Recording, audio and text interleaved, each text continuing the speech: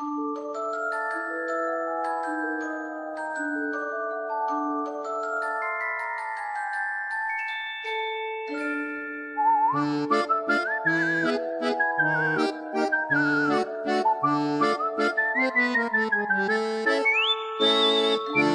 One-Armed Boxer is a 1972 Taiwanese film directed, written, and starring Jimmy Wang Yu.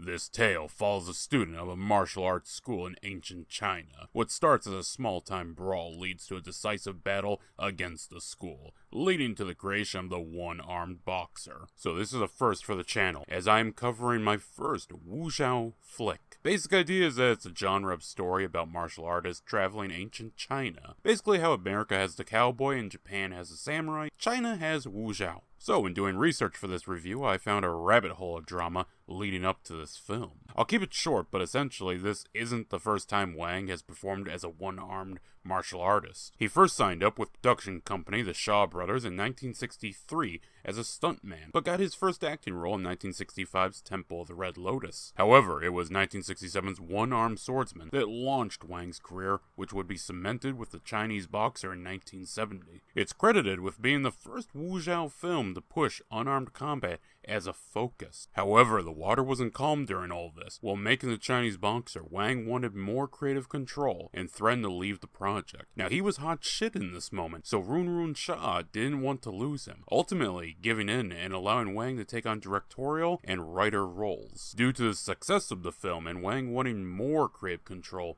he broke his exclusivity contract with Shaw Brothers and went to look for work with other studios. This led to a lawsuit that fell in favor of the Shaw Brothers, resulting in Wang being blacklisted from Hong Kong. Luckily, Wang was able to find his footing in Taiwan and work with Golden Harvest and other independent ventures. This is where we find ourselves today with The One-Armed Boxer, a tale of revenge dealt out by an indestructible left hand. Let's dive in and see if the film still holds up. Our tale opens up at a tea shop where bud is the word. Oh yes, it's a very rare species. I had to import it specially from Thailand. You can't find them here. And the word is dubbed. Yeah, this version I had was only dubbed, not subbed. I'm sure this won't lead to some possibly out-of-place music. Anyways, our current antagonist is here, and he wants his table. Yeah, flock off, but leave the bird. With some feathers ruffled, our hero, Yu Tianlong, played by Jimmy Wang, punches into action. As you can see, he still has both arms, so we're in for an origin story from the start. Also, if you want to know the quality of dubbing... Want a real fight? Then meet me in South Valley. All right, looking forward to it. Honestly, I'd complain, but then the music intro hits. I realize it's best to just go with the flow on this one.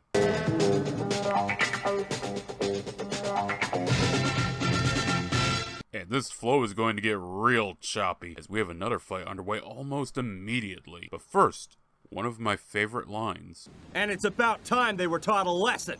In that case, there's no choice, we must fight. Yeah, that sums up this subgenre. With all the knives and billy clubs, am I watching a kung fu flick? Or an average day in London? Despite not taking casualties, that still is a price. Han Tu, played by Ma Kei, is disappointed in our protagonist. Not for stopping the robbery, but accepting the challenge where no civilians would get hurt. I was referring to the brawl that ensued afterwards. The battle over in South Valley. It was hardly an act of chivalry. So what's the punishment? Confine the quarters? Cleaning the local temple? No. It's getting beaten by a hockey stick like it's the Flyers versus the Senators brawl from 2004. Over at the antagonist HQ, we see Chao Lin, played by Tian Yen, is equally frustrated and confused over what happened. Funny enough, he's more angry over Lung saying he was going to teach them a lesson, so that's a straight up lie, but one their master believes completely. So what's his sane and measured response? Get your weapons. Assemble the men. I realize you guys are called the Hook Gang and have a whole thing going on, but did you not have any other weapons to pick from? Those didn't work out either time you've used them so far. They came for Lung, but since he's nowhere to be seen, and the master refuses to hand him over, fighting breaks out. Despite the film's age and some odd cuts here and there, the film's got pretty good choreography, and is enjoyable to watch. Both seem evenly matched, until one of them starts spitting blood. That's when we get a dojo room blitz. Now seems like a good time as any to point out that the UK 2K cinema version of the film was trimmed down in the violence department. While the film has some brutal-ish moments, it's nothing really worth censoring over. If anything, I'm rather surprised by the lack of blood considering the liberal usage of blades. I thought this film was about boxing. Hell, I thought this film was about a one-armed fellow. Half these guys got two, plus they're armed in the hands. I mean, someone check for hoods because there's even some hidden blades. But then sometimes in battle, the ends justify the means. It's not over yet.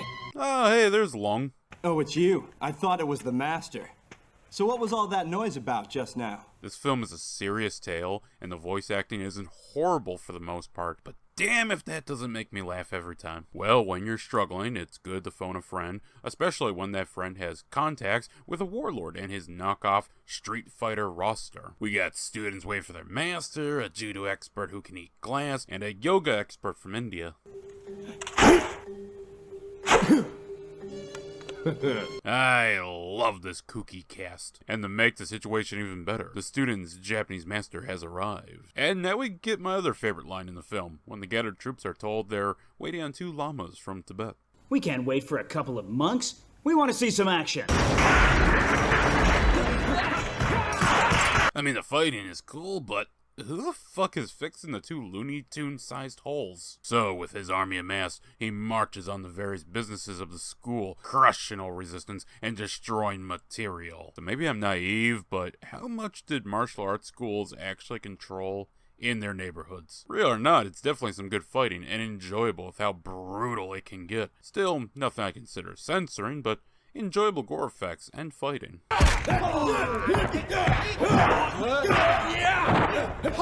During one strike, Long and his group managed to chase down the Japanese master's students. However, with his friends dispatched, Long is forced to fight on his own. Doesn't it just grind your gears when the boss fight is a 2-on-1?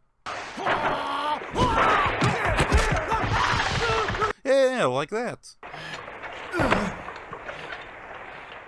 He's wounded. Finish him. No, what are you doing? Don't send in the jobbers after he beats the mini-boss. Now he might just get some health orbs. That night, while mourning their dead, the 7-nation army shows up ready to rumble, and I kid you not, the following sequence of duels showing off each of the fighters amounts to just under 20 minutes. If you montage this to some metal or techno, you'd have the intro of an early 2000s fighting game on your hands. So the fighting is fun to watch as they literally swap in and out characters with each jobber getting carried off in a way that isn't meant to be hilarious, but gives me a chuckle. Hell, they technically have an announcer.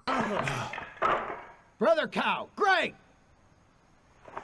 I suppose point out some of the more interesting moments, we see the Thai boxers perform a Wai Kru Ram Moi. One of the llamas has a moment of respect for the master and his skills. Master Han, you're a worthy opponent, and our techniques are very similar. Then the Indian does this. I'm just watching a live-action trailer for a 3D fighter, ain't I?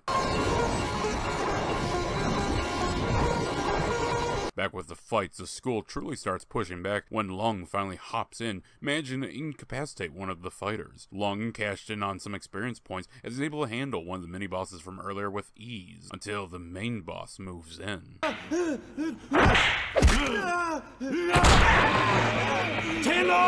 Yeah, so 52 minutes in, the film finally lives up to its title, and there's still more to this scene. Mainly just a few fights before the master is done in by the Japanese master.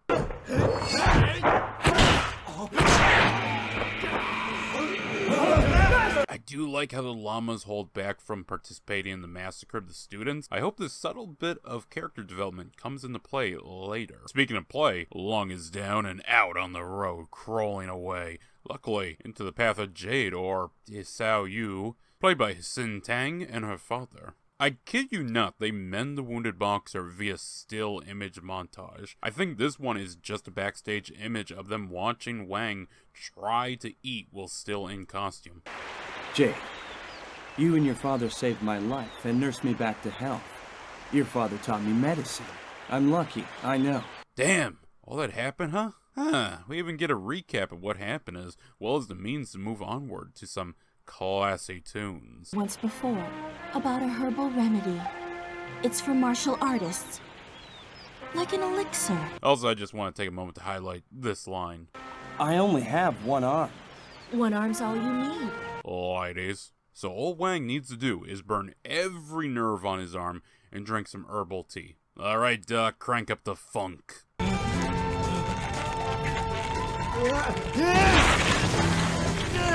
realize this is meant to show his arm is indestructible, but damn if this isn't some meme material. Showing back up at the tea shop from earlier, hold on, his hand is healed. I mean, it'll be blackened later, but how did this get by? This isn't a few seconds. His arm is blatantly on screen for the whole scene, even during half the fight. Well, until he pulls a Michael Jackson and gets some of that Revitalago. Well, with the guy who started dead and the judo expert at best suffering a ring out, it's time for revenge. Taking out another member at his school, Lung goes to finish the fight at a local quarry of some kind. The final fight kicks off, no pun intended, with the Thai fighters. In a pretty cool twist, he manages to have one break his leg kicking the arm. Next up is the Indian, where we get a type of joust I never would have expected to see.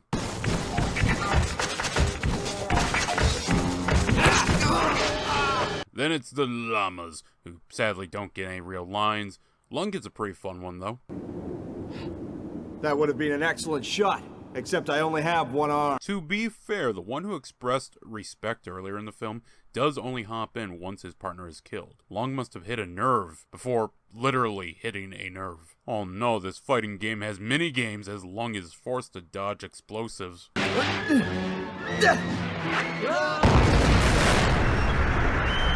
So with the fight now moving location, Lung finishes off the students while their master catches up. Nice nod to earlier in the film with the boiling liquid. So the last 4 minutes are spent with an intense fight that sees both fighters get severely injured, each dodging killer blows, before finally Lung manages to disarm his opponent.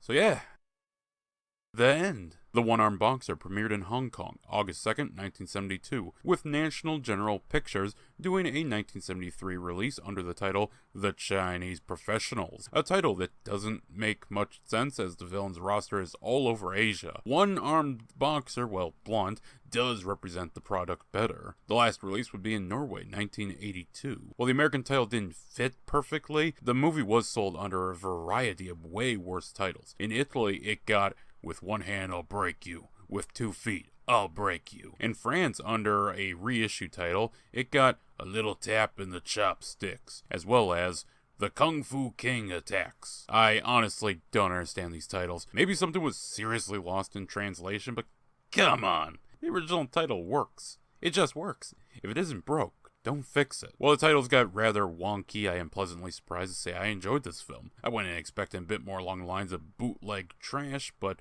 what I came out with was a fun little kung fu flick. Though it lacks a little in the story department, rushing along parts to make room for more and more elongated action scenes, the film manages to do what it sets out to do. That is, being a fun action film. It does take a bit long to build up to the titular situation, with it coming in at over an hour before the major event finishes, leaving us with very little time to cover Lung's recovery, procedure, training, and an eventual revenge rampage. At the very least, it manages to be entertaining during the journey, which is worth something. I would also like to point out that the one-armed nature was done by simply tying Wang's arm behind his back. The only time it looked off was during his eating at the table in the still image, which makes me double down on it being a photo from the set that ended up being used in the film. While I'm no expert on the subgenre, I did grow up watching the occasional film in this category. I had fun with the film, and if you desire an easygoing action flick to watch alone or with friends, this is a solid pick. I'm sad to say that Jimmy Wang did pass away April 5th,